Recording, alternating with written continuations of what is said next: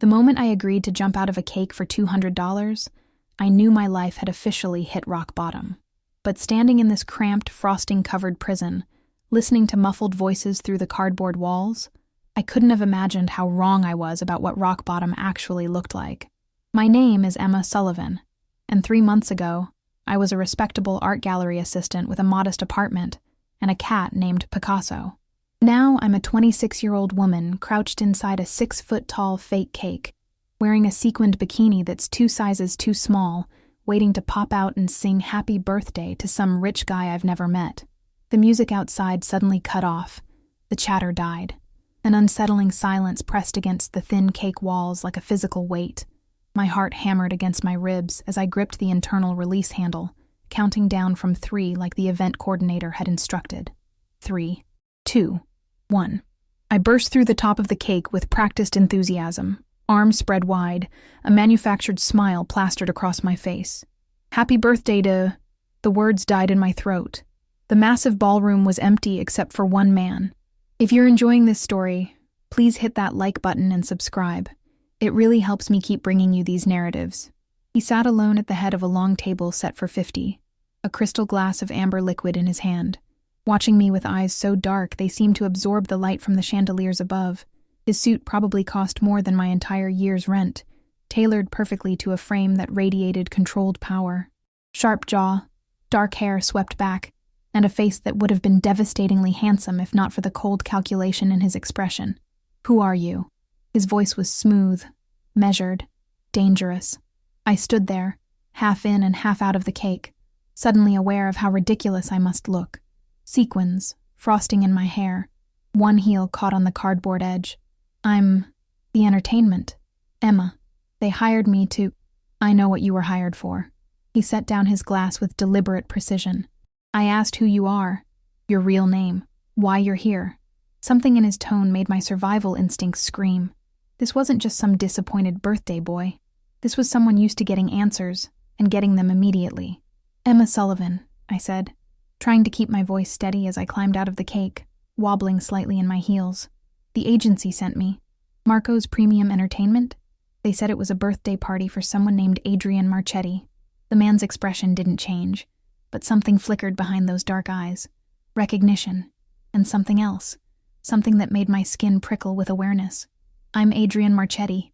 He stood, and I realized just how tall he was. 6'3", maybe more. He moved around the table with the fluid grace of a predator, closing the distance between us. And this was supposed to be my father's birthday celebration. Except my father died 2 weeks ago. The blood drained from my face. Oh my God. I'm so sorry, I didn't... Someone hired you to come here tonight. He stopped 3 feet away, studying me with an intensity that made me want to disappear. Someone who knew this event was canceled. Someone who wanted to send me a message. I don't understand. The agency just gave me an address and... The agency. His laugh was devoid of humor. Let me guess. They contacted you how? Email? Burner phone? My mind raced back through the details I hadn't questioned, because I'd been too desperate for the money. The unusual payment method. Cash in advance, delivered by courier. The insistence that I arrive exactly at 9 p.m., not a minute earlier or later. The lack of any real contract. I need that money, I whispered, more to myself than to him. My brother's medical bills. Adrian's eyes narrowed. How much did they pay you? $200, half up front. $200. He said it like it was pocket change, which for someone standing in a room like this it probably was. And you didn't think it was strange? Shame burned through me, hot and acidic. I haven't been thinking clearly about a lot of things lately. For a long moment, he just looked at me, and I couldn't read the expression on his face. Then he pulled out his phone, pressed a single button, and said 2 words. Clear the house. I heard movement in the hallways beyond the ballroom doors. Footsteps, multiple sets, retreating quickly. Within 30 seconds, the sounds faded to nothing. You're in danger, Adrian said, pocketing his phone. Whoever set this up wanted you here for a reason, and it wasn't to entertain me. They knew you'd be vulnerable, desperate, easy to manipulate. I don't understand why anyone would... Because I'm not just Adrian Marchetti, the son of a deceased businessman. His jaw tightened. I'm Adrian Marchetti, the new head of the Marchetti family, and in my world, Desperate people become leverage. The room suddenly felt too small, too airless. Mafia. He was talking about the Mafia, and somehow, without meaning to, I'd walked right into the center of something deadly. I should go. I took a step backward, my heel catching on a piece of cake debris. Adrian's hand shot out, steadying me with a grip that was firm but surprisingly gentle. If you leave now, you're dead within the hour. His tone was matter of fact. They'll be watching, waiting to see if their message was delivered. What message? That I'm vulnerable, that my security has gaps, that even on the night I'm supposed to be mourning my father and cementing my position, someone can walk right into my home. His dark eyes bored into mine. You're not just some girl in a cake, Emma. You're proof that I can be touched. My legs felt weak. I'd been used as a pawn in a game I didn't even know was being played. What do I do? Adrian released my arm but didn't step away. Up close, I could see the exhaustion shadowing his eyes, the tension in his shoulders. For all his power and control, he looked like a man carrying the weight of an empire he hadn't asked for. You stay here, he said, under my protection, until I figure out who's behind this and why. Stay here? I can't just... You can, and you will. His voice dropped lower, almost gentle.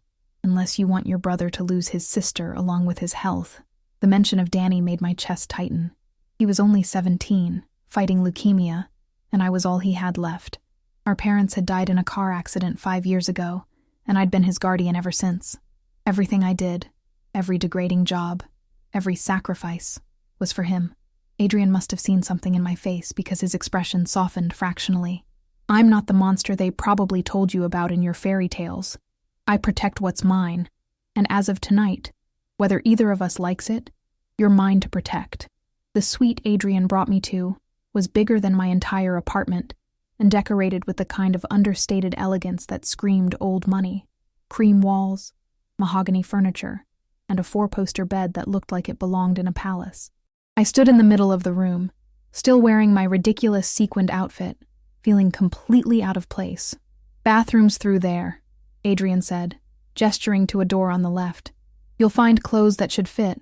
My sister's before she... He stopped, jaw tightening. They should fit.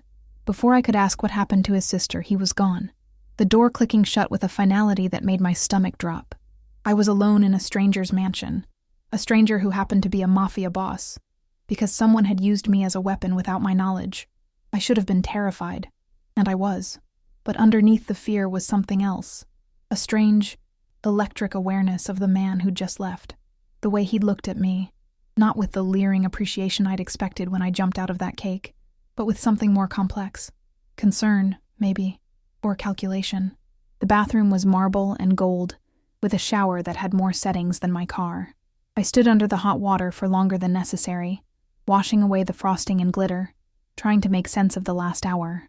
When I finally emerged, wrapped in a towel that was softer than anything I'd ever owned, I found a selection of clothes laid out on the bed, jeans that fit perfectly, a soft cashmere sweater in deep burgundy, undergarments still in their packaging. Even shoes, ballet flats in my exact size.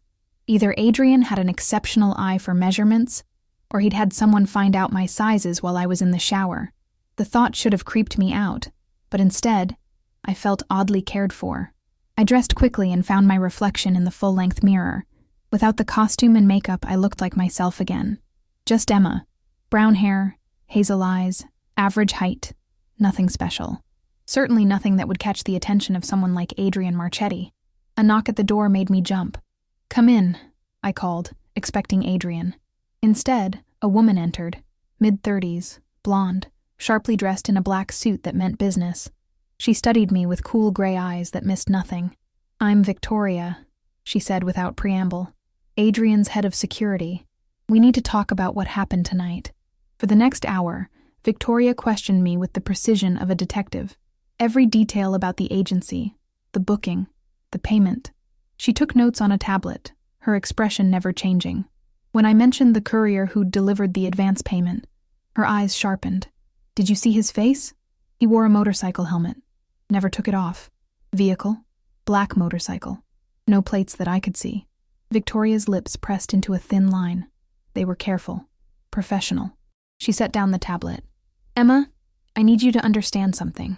The Marchetti family has enemies, powerful ones. Someone orchestrated tonight specifically to expose a vulnerability during a transitional period. Adrian's father just died, I said. They're attacking while he's vulnerable. Exactly. Victoria's expression softened slightly. Adrian may seem cold, but everything he does is calculated to protect the people under his care. His father ran this family with brutality. Adrian's been trying to change that, to make us legitimate. That makes him dangerous to those who profit from the old ways. Why are you telling me this? Because you're going to be here for a while, and you need to understand who you're dealing with. Adrian isn't the monster the media paints him as, but he is absolutely ruthless when it comes to protecting his own. She stood, smoothing her suit. Get some rest. Tomorrow we start figuring out who targeted you. After Victoria left, I sat on the edge of that enormous bed, my mind spinning.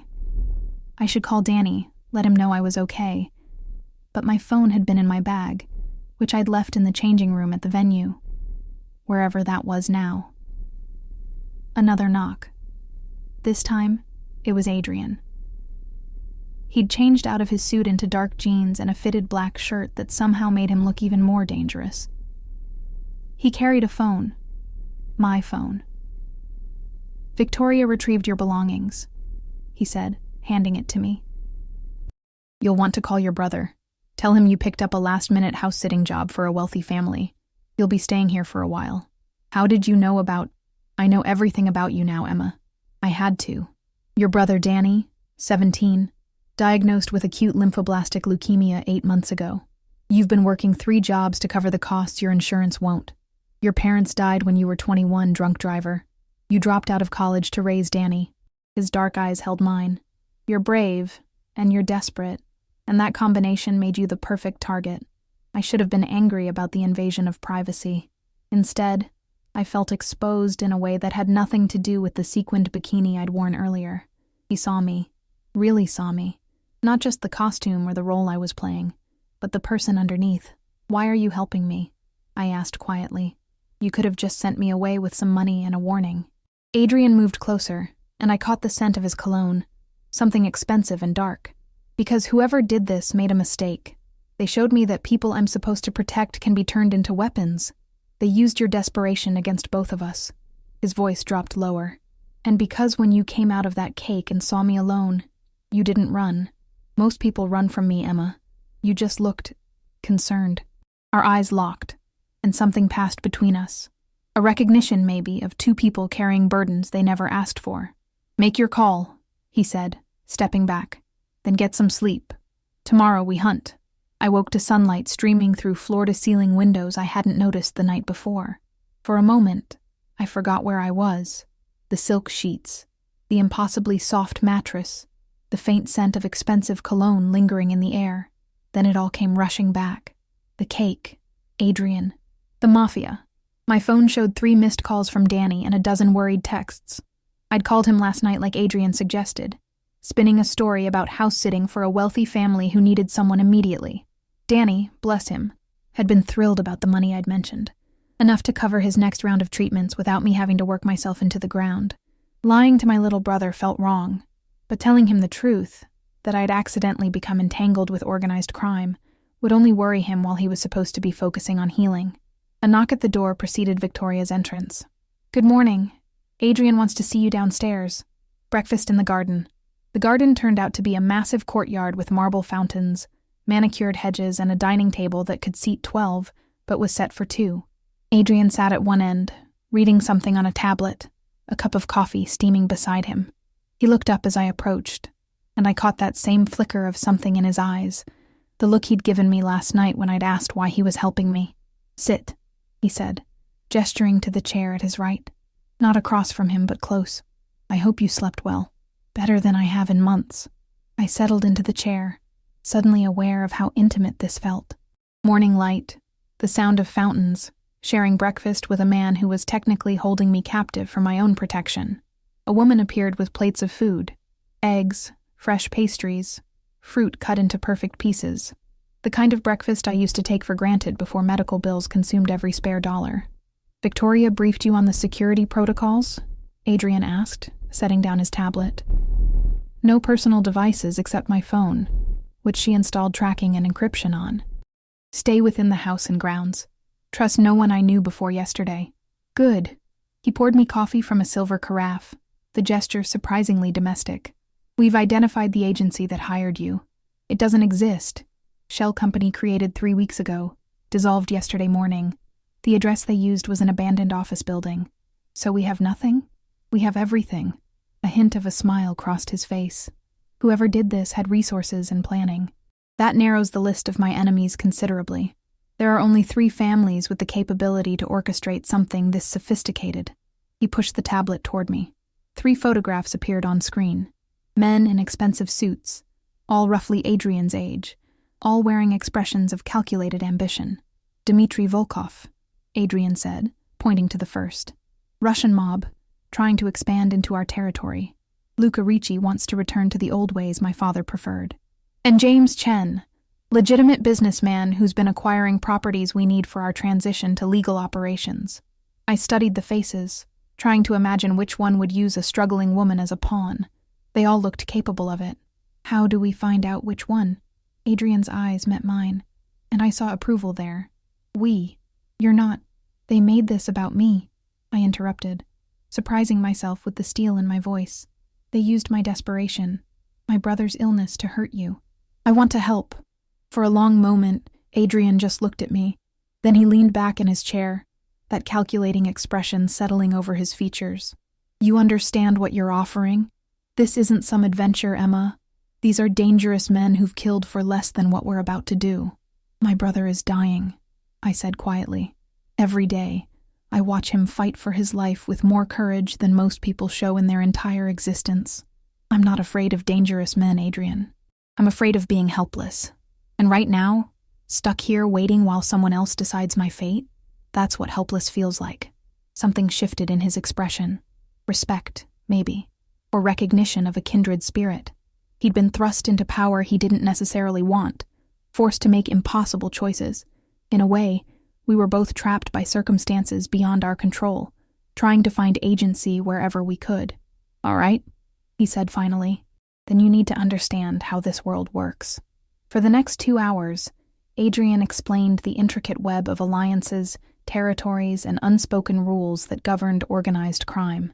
He didn't sugarcoat it. Told me about the violence, the moral compromises, the constant balancing act between power and survival. But he also talked about the families who depended on the Marchetti protection, the legitimate businesses they were trying to build, the community programs his father had secretly funded. My father believed in ruling through fear, Adrian said, his voice heavy. He thought respect came from being the most dangerous man in the room. But I've seen what that creates. Endless cycles of revenge, families destroyed, communities torn apart. He met my eyes. I'm trying to break that cycle. To prove that power doesn't have to mean brutality. Is that why someone's targeting you? Because you want to change things? Exactly. Change threatens those who profit from chaos. He stood, offering me his hand. Come on, I want to show you something. He led me through the mansion, room after room of understated luxury, until we reached a door that required both a keycard and fingerprint scan. Beyond it was an office, but not the cold, intimidating space I'd expected. Instead, it looked like a command center crossed with an art gallery, computer screens showing security feeds, but also paintings on the walls. Real art, the kind I used to study at the gallery. You like art, Adrian observed, watching my reaction. I used to work at a gallery. Before, I gestured vaguely, encompassing everything that had gone wrong in the past year. I know. He moved to one painting in particular, a Monet, if I wasn't mistaken. Original, worth millions. My mother loved art. She believed beauty was resistance against the ugliness of this life. She died when I was 15, and my father removed every painting she'd collected, said they made him weak. His jaw tightened. I've been finding them, buying them back, bringing beauty back into this house. The revelation shifted something in my understanding of him. Adrian Marchetti wasn't just a mobster trying to go legitimate. He was a man trying to honor his mother's memory while dismantling his father's legacy. He was, in his own way, as trapped by family obligation as I was. The art world and the criminal world aren't so different, I said softly. Both require understanding value, authenticity, and knowing when something's a forgery. Adrian turned to me, and for the first time since I'd met him, he smiled. Really smiled. It transformed his face, softening the hard edges, making him look younger. That's exactly why you're going to help me figure out who's behind this. He pulled up a file on one of the computer screens, surveillance footage from the venue where I'd jumped out of the cake. This was taken 2 hours before you arrived. Watch the entrance. I leaned closer, studying the grainy footage. A man in a dark coat entered, moved with purpose to where the cake would later be positioned, placed something small and silver underneath the table, then left. A bug, Adrian explained. Audio surveillance. Whoever planted it wanted to hear my reaction to finding you instead of my family. They wanted confirmation that their message landed. Can we trace it? Victoria's working on it, but there's something else. He pulled up another screen, this one showing financial records. The shell company that hired you received funding from an offshore account, and that account has been used before to pay for 3 other operations, all targeting my businesses in the past month. A pattern. Someone was systematically undermining Adrian's transition to legitimate business, and they weren't being subtle about it. So we need to figure out which of your 3 enemies has access to that account, I said, thinking out loud. And we need to do it before they try something else. We, Adrian repeated, something warm flickering in his eyes. You're committed to this. Someone made me complicit in an attack against you, I said firmly. I don't like being used. And I don't like people who prey on the desperate. Adrian reached out, tucking a strand of hair behind my ear with surprising gentleness. The gesture was intimate, unexpected, and it made my breath catch. You're not what I expected, Emma Sullivan. What did you expect? Someone who'd break under pressure, run at the first opportunity, be terrified of me. His dark eyes searched mine. Instead, you're standing here, analyzing surveillance footage, and talking about justice like you've been in this world your whole life. Maybe I'm just good at adapting, I managed, hyper-aware of how close we were standing, how his cologne filled my senses. Or maybe, he said softly, you're exactly who I needed to meet right now. The plan was simple in theory, dangerous in execution. We'd attend a charity gala that evening, one of those obligatory social events where the city's powerful pretended to care about causes while really negotiating deals.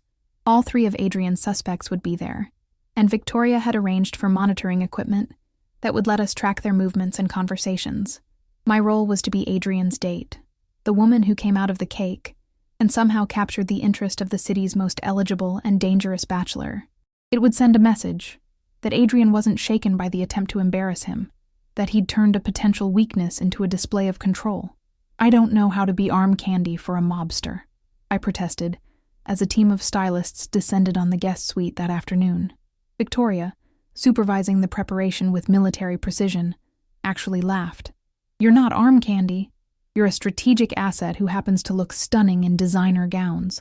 The gown they'd selected was midnight blue, elegant without being ostentatious, with a neckline that was suggestive without being scandalous. The stylist worked magic with my hair, sweeping it up in a way that made my neck look longer, my features more striking. Makeup transformed my average face into something approaching beautiful. When I finally looked in the mirror, I barely recognized myself. I looked like I belonged in Adrian's world, sophisticated, confident, dangerous. Perfect, Victoria declared. Remember, you're not pretending to be someone you're not. You're just Emma, but Emma who isn't apologizing for taking up space. Adrian was waiting in the foyer, and the look on his face when he saw me descending the stairs made everything. The fear, the uncertainty, the sheer absurdity of my situation. Worth it. His eyes darkened, tracking my movement with an intensity that made my skin heat. He was devastating in a tuxedo, all sharp lines and controlled power. When I reached the bottom step, he offered his hand, and the simple touch sent electricity through me. You look... He paused, seeming to struggle for words. Magnificent. You clean up pretty well yourself, I managed, trying to sound casual despite my racing heart. The ride to the gala was quiet, charged with an awareness that had been building since breakfast. Adrian's hand rested on the seat between us, close enough that I could feel its warmth, far enough that touching it would be a choice. I chose to touch it. His fingers immediately intertwined with mine, and he glanced over, something vulnerable flickering across his features. Are you sure about this? Once we walk in there together, there's no taking it back. You'll be associated with me, with my family, with everything that entails. I'm sure, I said, meaning it. Besides, I'm already associated with you. Might as well make it count. The hotel ballroom was exactly what I expected. Crystal chandeliers, champagne fountains, women dripping in diamonds and men radiating wealth and influence. Heads turned as we entered, conversations pausing mid-sentence. I felt the weight of their stares, their calculations. Adrian's hand found the small of my back, a gesture that was both protective and possessive. He leaned close, his breath warm against my ear. Remember, you belong here. Don't let them make you feel otherwise. We made our way through the crowd, Adrian introducing me with practiced ease. This is Emma Sullivan, he'd say, offering no explanation beyond my name. The ambiguity was deliberate. Let them wonder who I was, what I meant to him, why the fearsome Adrian Marchetti looked at me like I was something precious. I spotted Dmitry Volkov first, tall, blonde, with cold blue eyes that assessed me like merchandise. Adrian, he said, his accent thick, you're full of surprises lately. Life is more interesting that way, Adrian replied smoothly. Dmitry, this is Emma. Volkov took my hand, but his eyes stayed on Adrian. I heard about the incident at your father's memorial. Such a shame, yes? Security breaches during vulnerable times. There was no breach, Adrian said, his tone pleasant but laced with warning. Just an unexpected gift. The conversation continued, full of subtext and veiled threats. I smiled, played my part, but I was watching Volkov's reactions, cataloging every micro-expression. Victoria had given me a crash course in reading people, and right now, Volkov read as curious but not guilty. This wasn't his play. Luca Ricci approached next, shorter than the others but radiating predatory energy. He barely glanced at me, his attention fixed on Adrian with something like disdain. Going soft, Marchetti? Ricci sneered. Playing house with civilians while your empire crumbles? Adrian's hand tightened slightly on my waist, the only sign of anger. My empire is fine, Luca. How's yours? I heard 3 of your clubs got raided last week. Ricci's face darkened. You would know about that, wouldn't you? The tension between them was palpable, old grudges and new battles layering over each other. But again, I didn't sense guilt about the cake incident. Ricci wanted to fight Adrian openly, not through elaborate psychological games. That left James Chen. We found him on the terrace, alone, smoking a cigarette and staring out at the city lights. He was different from the others, younger, smoother, with an MBA instead of a rap sheet. The most dangerous kind of criminal, because he hid behind legitimacy. Adrian, Chen said without turning around, and the mysterious woman from the cake. Emma, isn't it? His knowledge of my name shouldn't have surprised me. Everyone here probably knew by now, but something about how he said it made my spine stiffen. James? Adrian replied evenly. Enjoying the party? Celebrating victories, Chen said, finally turning to face us. His smile was sharp. I closed the waterfront property deal today. I know you wanted those buildings for your renovation project. Adrian's expression didn't change, but I felt the tension in his body. Those properties were crucial for his plan to transition family business into legitimate real estate development. There will be other properties, Adrian said. Perhaps. Chen's eyes slid to me, calculating. Or perhaps you're too distracted these days. Mixing business with pleasure, protecting strays who wander into situations they don't understand. The insult was deliberate, designed to provoke either Adrian or me. I squeezed Adrian's hand slightly, a reminder to stay calm, and stepped forward. I understand more than you think, Mr. Chen, I said pleasantly. For instance, I understand that desperation makes people careless, and I understand that using others as pawns tends to backfire. Something flickered in Chen's eyes. Surprise, maybe, or recognition. He recovered quickly, but I'd seen it. Enjoy your evening, Adrian said coldly, guiding me away. Once we were out of earshot, his expression turned calculating. That was him. Did you see his reaction? He knows something, I agreed. But we need proof. Victoria's voice crackled in the nearly invisible earpiece she'd given me. We've got movement. Chen just made 3 calls from the terrace. I'm tracing them now. The rest of the evening passed in a blur of champagne and small talk, but underneath it all, we were hunting. Every conversation was an opportunity to probe, to observe, to gather the pieces of evidence we needed. By the time we returned to the car, Victoria had results. 2 of Chen's calls were to known associates.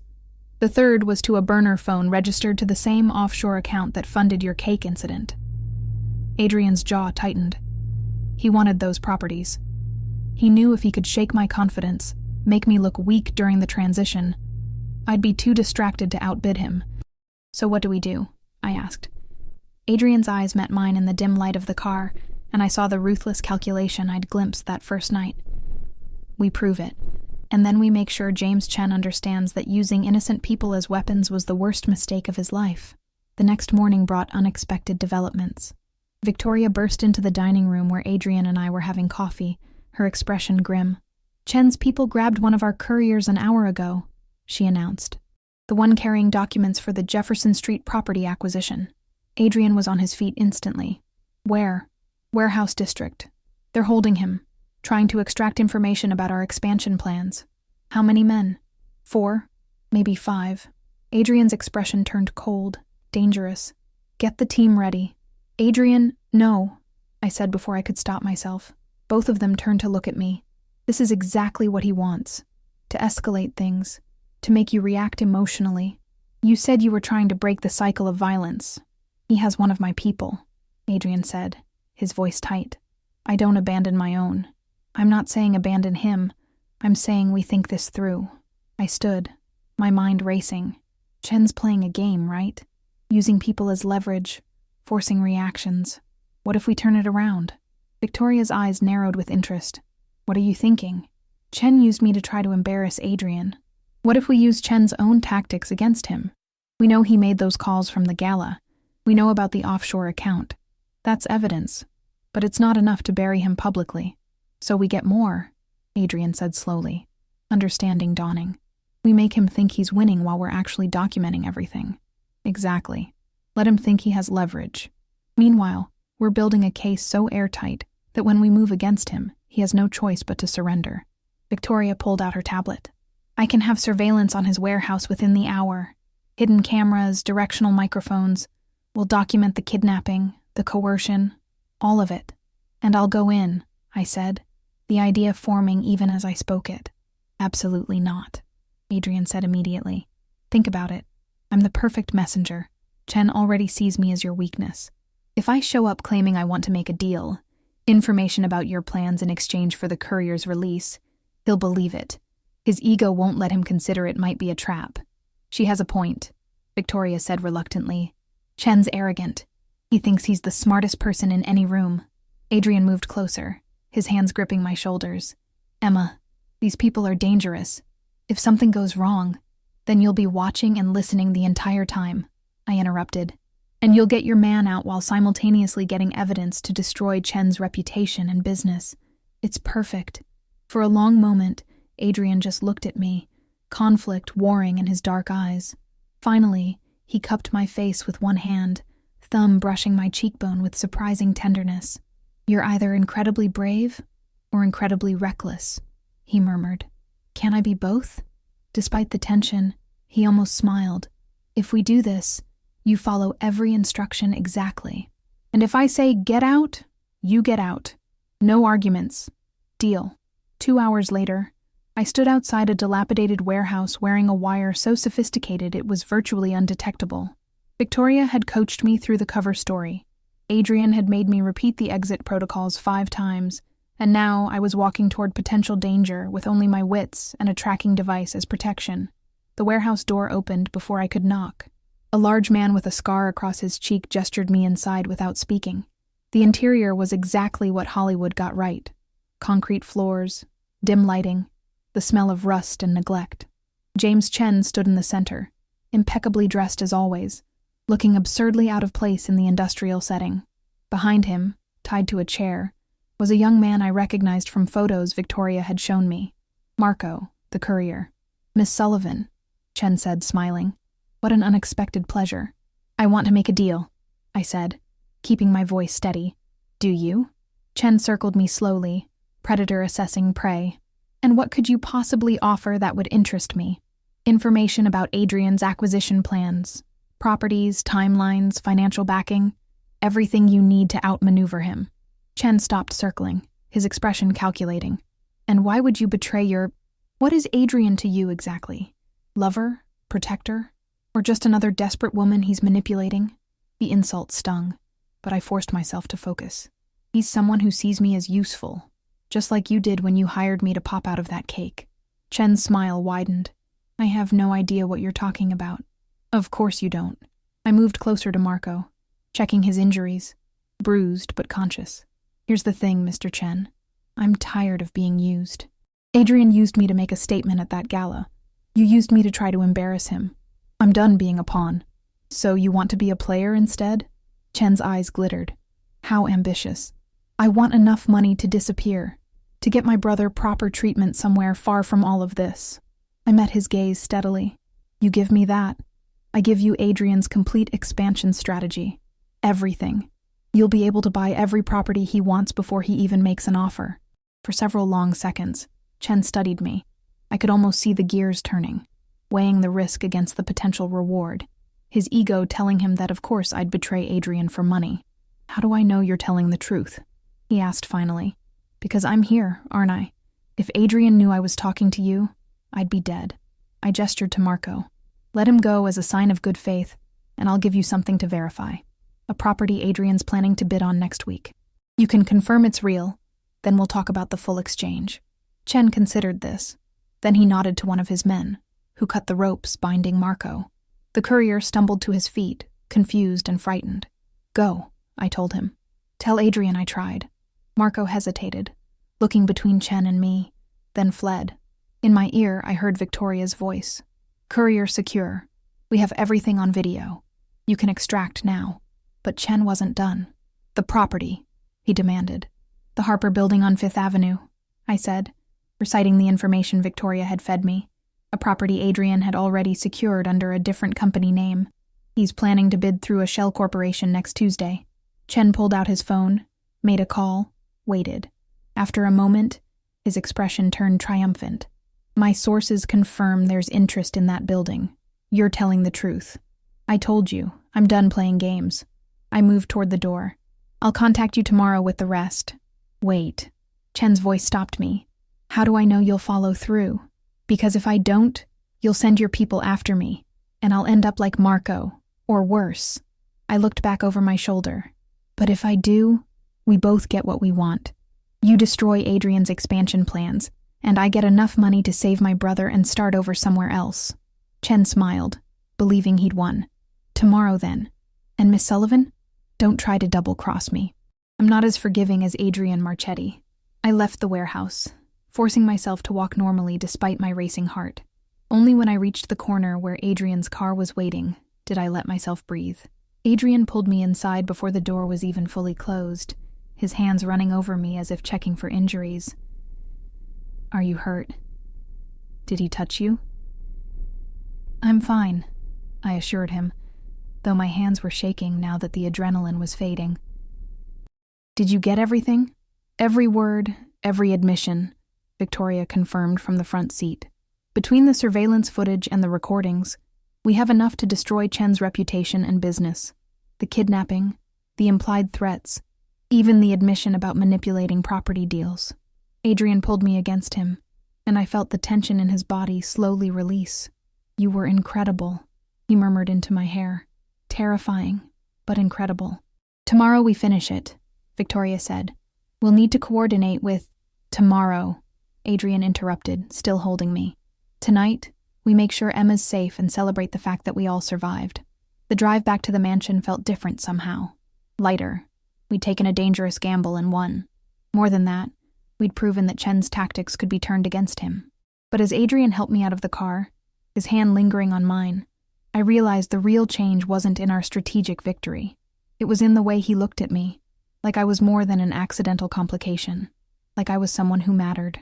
"Come on," he said softly. "Let's get you out of that wire and into something comfortable. We need to talk." Those 4 words, "we need to talk," should have terrified me. Instead, they filled me with anticipation. Adrian led me to his private study, a room I hadn't seen before. Unlike the rest of the mansion's formal elegance, this space felt personal. Leather chairs worn comfortable, books stacked on every surface, and a window overlooking the garden where we'd had breakfast that first morning. He poured 2 glasses of whiskey without asking if I wanted one, handed me the crystal tumbler, then settled into the chair across from mine. For a moment, he just looked at me, and I saw conflict in his dark eyes. "What you did today," he began, then stopped, seeming to struggle for words. "You put yourself in danger for someone you don't even know. For my organization. For me. I did what needed to be done." "No." He leaned forward, elbows on his knees. "You did more than that. You proved that courage isn't about being fearless. It's about being terrified and doing it anyway." I took a sip of whiskey, the burn grounding me. "Where is this going, Adrian? I've been thinking about what Chen said, about me using you." His jaw tightened. He was right. I kept you here, put you in danger, all in service of my agenda. I told myself it was to protect you, but really I was using your situation to solve my problems. "You saved my life," I protested. "If you hadn't kept me here, you wouldn't have needed saving if I hadn't been so careless with my security in the first place." He set down his glass with deliberate care. "Emma, you deserve better than being caught in the crossfire of my family's wars. After tomorrow, when Chen is dealt with, I'm setting you up somewhere safe. New identity if you want it. Enough money to cover Danny's treatments for years. A fresh start far from all of this." The words should have filled me with relief. Instead, they felt like rejection. "And if I don't want to leave?" Adrian's head snapped up, surprise flickering across his features. "What?" I stood, moving to the window, trying to organize my thoughts. The last 3 days have been terrifying and surreal and dangerous, but they've also been alive. For the first time since my parents died, since Danny got sick, since my entire life became about survival, I've felt like I matter. Like I'm more than just someone struggling to stay afloat. "You matter," Adrian said, and suddenly he was behind me, close enough that I could feel his warmth. "More than you know." I turned to face him, and the intensity in his eyes stole my breath. "Then why are you trying to send me away?" "Because you deserve better than this world. Better than me." His hand rose, cupping my face with heartbreaking gentleness. "I'm a criminal, Emma. No matter how hard I try to go legitimate, that stain doesn't wash off. You could have a real life, with someone who doesn't bring danger to your door. I don't want someone else." The words came out before I could stop them, raw and honest. "I want this feeling of being seen and valued. This sense that what I do matters. This," I gestured between us, "whatever this is." For a long moment, Adrian just looked at me, conflict and desire warring in his expression. Then his control snapped. His mouth found mine with a desperation that spoke of denied want and broken restraint. I kissed him back with equal fervor, my hands fisting in his shirt, pulling him closer. The kiss was fierce, claiming, a collision of 2 people who'd been circling this moment since I'd stumbled out of that cake. When we finally broke apart, both breathing hard, Adrian rested his forehead against mine. "This is a mistake." "Probably," I agreed, "but I'm tired of playing it safe. Safe got me jumping out of cakes for $200. Safe got me nowhere." He laughed, the sound rough with emotion. "You're going to be the death of me, Emma Sullivan. Or the making of you." He pulled back enough to meet my eyes. "If we do this, if you stay, there are things you need to understand. My life is complicated, dangerous. I have enemies, responsibilities, expectations, and I'm trying to change my family's legacy, but that means fighting battles on multiple fronts. I understand. Do you? Really?" His thumb traced my lower lip. "Because once people know you're important to me, you become leverage, a target. Everything that happened with Chen will be nothing compared to what some of my enemies will try. Then we make sure they know that using me is a fatal mistake," I said firmly. "You're not the only one who can be dangerous when protecting what matters." Adrian's expression softened into something almost tender. "How did you end up in my life?" "Someone hired me to pop out of a cake. Remember? Best, worst decision anyone ever made." We talked through the night, about his plans for the family business, about Danny's treatment, about the impossible balancing act of trying to be both legitimate and powerful. Adrian shared stories about his mother, about the art she'd loved, about the softer man his father had been before grief hardened him into something brutal. I told him about my parents, about raising Danny, about the dreams I'd put on hold. We talked about books and music and the mundane details that make up a life, learning each other beyond the dramatic circumstances that had brought us together. As dawn broke over the garden, Adrian pulled me against him on the leather couch, my head resting on his chest, his heartbeat steady beneath my ear.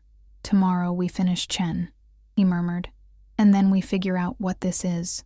"Deal," I said, already half asleep. For the first time in 3 days, I felt safe. Not because I was protected by security systems and armed guards, but because I was exactly where I chose to be. Chen's downfall was surgical in its precision. Victoria coordinated with federal investigators who'd been building a case against him for years, providing them with our evidence. The surveillance footage, the recorded conversations, the documented connection to the offshore accounts.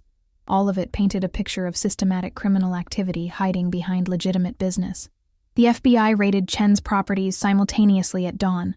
By noon, he was in federal custody, his assets frozen, his carefully constructed facade crumbling. The news called it the biggest organized crime bust in years. I watched the coverage from Adrian's study, feeling a strange mix of satisfaction and disquiet. Chen had used me as a weapon, but we'd turned that around. Still, seeing him led away in handcuffs felt surreal, proof that actions had consequences even for men who thought themselves untouchable. "You did good," Victoria said from the doorway. "Without your willingness to go into that warehouse, we wouldn't have had enough for the charges to stick.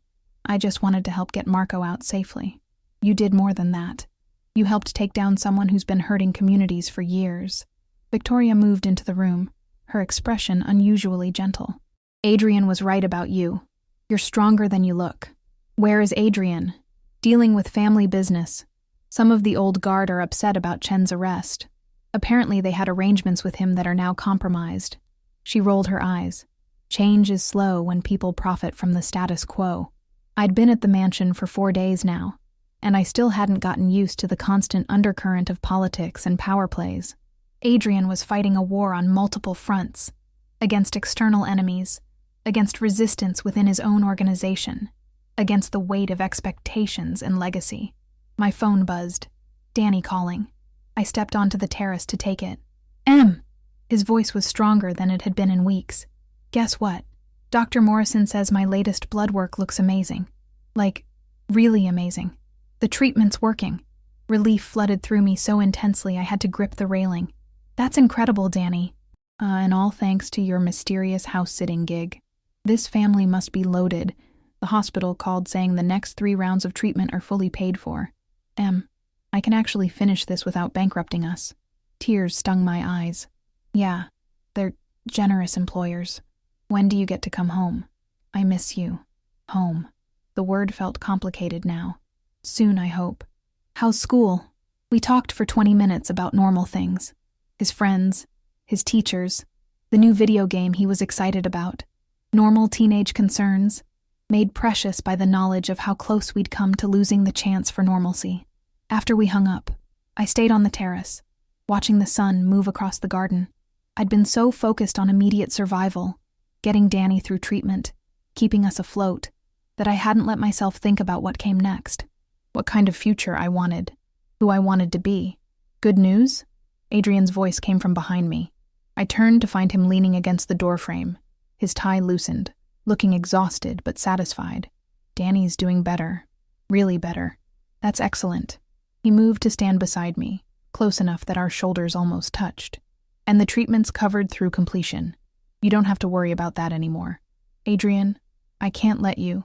You can, and you will." His tone brooked no argument. "Consider it payment for services rendered. You helped take down someone who'd been causing problems for years. That's worth far more than medical bills.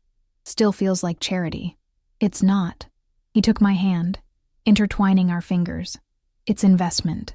In someone who's proven to be invaluable." We stood there in comfortable silence, and I realized how much had changed in 4 days. I'd gone from terrified stranger to trusted ally, from desperate to stable, from alone to whatever this was with Adrian. "The family's not happy about Chen," Adrian said eventually. "Some of them benefited from his operations. They see his arrest as a threat to their arrangements. What are you going to do?" "What I always do. Remind them that the old ways are dying, and they can either evolve or be left behind. He sighed. My father ruled through fear and force. I'm trying to build something sustainable, businesses that generate legitimate wealth, power that comes from respect rather than terror. But change is hard when people are comfortable with the status quo. You're doing the right thing, I said firmly. It might be harder, but it's right. Adrian turned to me, something vulnerable in his expression. How do you do that? Do what? Make me believe that it's possible. That I'm not just naive for thinking organized crime can become legitimate business. He cupped my face with both hands. Everyone else looks at me like I'm either weak or delusional. You look at me like I'm actually capable of the transformation I'm attempting. Because you are. I covered his hands with mine. You're building your mother's legacy instead of continuing your father's. That takes more courage than ruling through fear ever could. He kissed me then, soft and searching, different from the desperate collision of the night before. This kiss tasted of possibility and promise, of two people finding something unexpected in the midst of chaos. When we pulled apart, Adrian rested his forehead against mine. Stay. I'm already staying. No, I mean permanently. Not as someone under protection, but as... He paused, searching for words. As someone who belongs here. With me. My breath caught. Adrian, I know it's fast. I know the circumstances are insane. But I've never met anyone who sees me the way you do.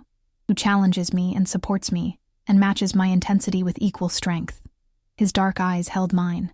I'm not asking for forever right now. I'm just asking you not to leave when the danger passes. 1,000 practical objections crowded my mind. I'd known him less than a week. This world was dangerous. I had responsibilities. A brother to care for. A life to rebuild. But underneath all the logic was a simple truth. I didn't want to leave. I'll stay, I said, the words feeling both terrifying and right. But I need to see Danny. He deserves to know the truth about where I've been, what I've been doing. Adrian nodded slowly. We'll arrange it. Secure location, full protection detail. Your brother's safety is as important as yours now. The meeting happened 2 days later in a private medical facility where Danny was scheduled for a checkup. I waited in a consultation room, my stomach twisted with anxiety about how to explain everything. When Danny walked in, accompanied by a nurse, his face lit up. Em! He hugged me tight, and I realized how much taller he'd gotten. Almost my height now, despite the illness trying to steal his strength. Hey, kiddo. I held him close, breathing in the familiar scent of his shampoo. How are you feeling? Amazing, actually. Doctor, Morrison says if this keeps up, I might be in remission within 6 months.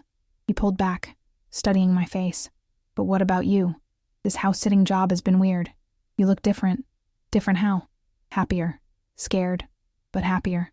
His eyes, too wise for 17, searched mine. What's really going on, Em? I'd prepared a sanitized version, but looking at my brother's face, I couldn't lie. He deserved the truth. So I told him everything.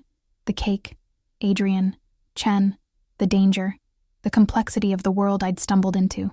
Danny listened without interrupting, his expression cycling through shock, fear, and finally something like understanding.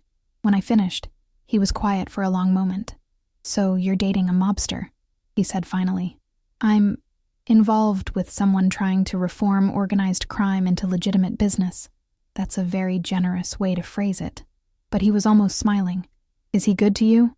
He saved my life. Multiple times. And he paid for your treatment without asking for anything in return. Okay, so he's not all bad. Danny took my hand. Em, you've spent the last 5 years sacrificing everything for me. If this guy, Adrian, makes you happy, if this weird, dangerous world somehow feels right to you, then I support it. I just need you to promise you'll be careful. Tears blurred my vision. I promise. And Danny, you're going to meet him. If we're doing this, you're part of it. Adrian joined us 20 minutes later, and I watched nervously as my two worlds collided. But Adrian surprised me. He didn't try to be intimidating or impressive. He talked to Danny about video games, asked intelligent questions about his treatment, treated him like a person rather than an obligation. Your sister tells me you're good with computers, Adrian said. Once you're feeling stronger, if you're interested, I could use someone with tech skills for the legitimate side of my business.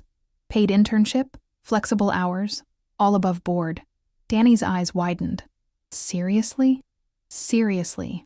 I'm building something new, And I need people who understand the modern world better than my father's generation did. Watching them talk, seeing Danny's excitement and Adrian's genuine interest, something settled in my chest. This could work. This strange, unexpected life could actually work. After Danny left, Adrian and I sat in the consultation room, our fingers intertwined.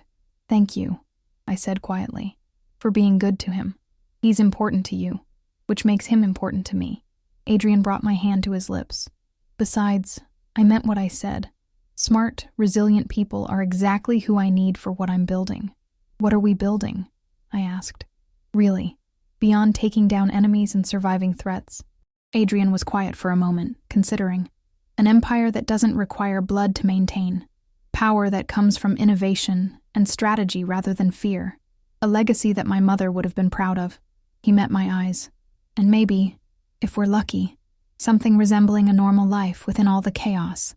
I don't think our lives will ever be normal. Probably not. But we can try." The next week brought new challenges. Meetings with family members skeptical of Adrian's direction. Negotiations with business partners. The constant balancing act of maintaining authority while pushing for change. But through it all, I found my place. Victoria taught me security protocols and strategic thinking. I attended meetings, learning the intricate dance of power and negotiation. Slowly, I became more than Adrian's girlfriend. I became a trusted advisor, someone whose outsider perspective offered valuable insights. The family members who'd been most resistant started coming to me privately, asking questions, testing whether I was a liability or an asset. I proved to be the latter, using my background in art to help Adrian identify investment opportunities in galleries and cultural ventures that burnished the family's reputation. "You're good at this," Victoria told me one afternoon as we reviewed security footage. "The political maneuvering, the strategic thinking. Have you considered that this might be more than temporary?" "What do you mean?" "I mean that you're building something here. A role, a purpose, maybe even a future." She studied me carefully. "The question is whether you're comfortable with what that future looks like." I thought about it that night, lying in Adrian's arms in his massive bed that had become ours. Was I comfortable being part of this world? Attending charity galas while knowing some of the money came from questionable sources? Living in luxury built on decades of criminal enterprise? "You're thinking too loud," Adrian murmured, his hand tracing patterns on my shoulder. "Just wondering if I'm fooling myself. If I'm romanticizing something dangerous because it makes me feel important." Adrian shifted to look at me, his expression serious. "Do you want to leave?" "No, that's what scares me. I don't want to leave, even knowing what this world entails." "Then don't." He kissed my forehead. "We'll figure it out together. The moral compromises, the difficult choices, all of it. You make me better, Emma. More thoughtful, more careful about the impact of my decisions. That's worth everything." 3 months later, I stood in the ballroom where I'd first met Adrian, watching preparations for a very different kind of event. Instead of a birthday party that never happened, this was a gala announcing the Marchetti Foundation, a legitimate charitable organization focused on arts education and medical assistance for underprivileged families. "Nervous?" Victoria asked, appearing at my elbow. "Terrified," I admitted. "Public speaking wasn't part of my job description when I jumped out of that cake." "You'll be fine. Just remember, you're not some outsider trying to fit in anymore. You're Emma Sullivan, the woman who helped modernize the Marchetti organization and survived multiple assassination attempts in the process. The assassination attempts had been unexpected complications. Rivals who saw Adrian's transition to legitimacy as weakness, who thought targeting me would break his resolve. Instead, it had only made us stronger, more united in our determination to succeed. Adrian found me before the doors opened, devastatingly handsome in his tuxedo, his dark eyes warm as they met mine. "Ready?" he asked. "As I'll ever be." He took my hand, and we walked into the ballroom together. The same space where I'd burst out of a cake in a sequined bikini now held hundreds of influential people, all there to witness the Marchetti family's transformation.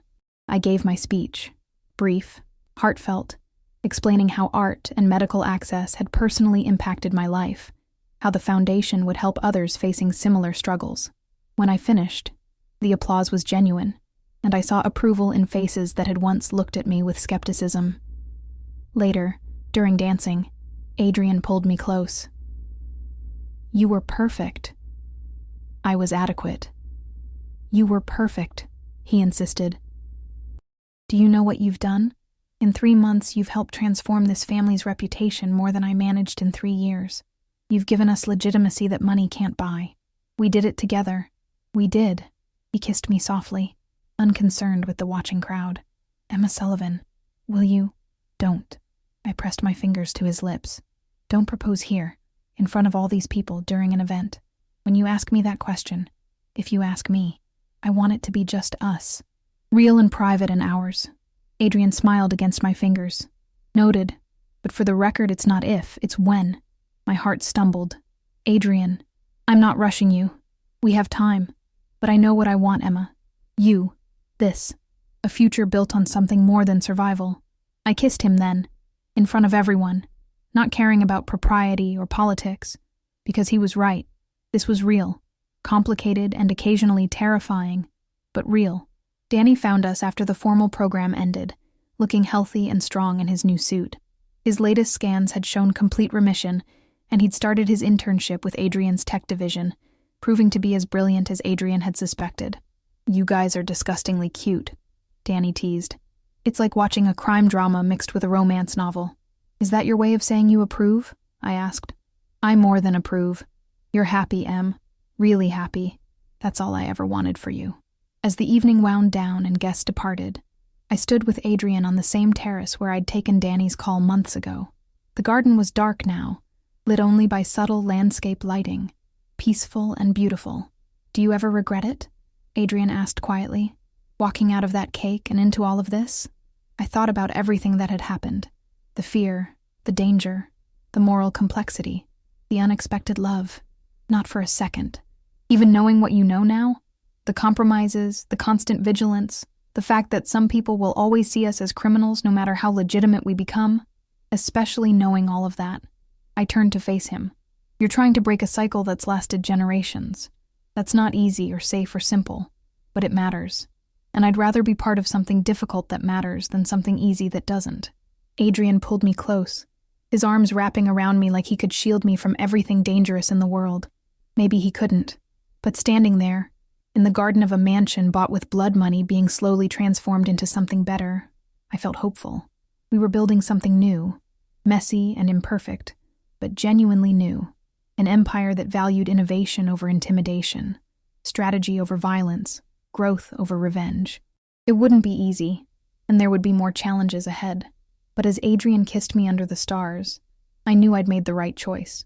I'd jumped out of a cake expecting $200 and a forgettable night. Instead, I'd found purpose, love, and a future I never could have imagined. Sometimes the best things in life come from the most unexpected places. You just have to be brave enough to embrace them. Thank you so much for reading this story. If you enjoyed Emma and Adrian's journey, please hit that like button, subscribe for more narratives, and drop a comment letting me know what you think happens next. Does Danny become a tech genius? Do Emma and Adrian finally get their quiet proposal? I'd love to hear your thoughts.